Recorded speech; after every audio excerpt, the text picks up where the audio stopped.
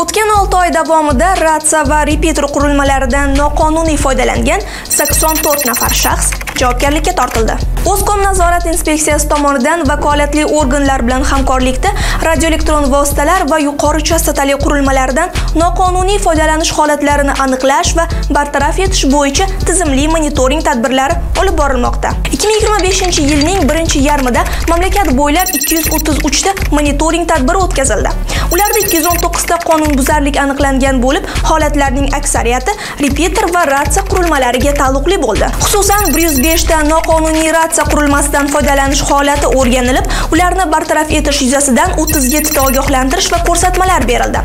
72 nafar shaxs javobgarlikka tortildi.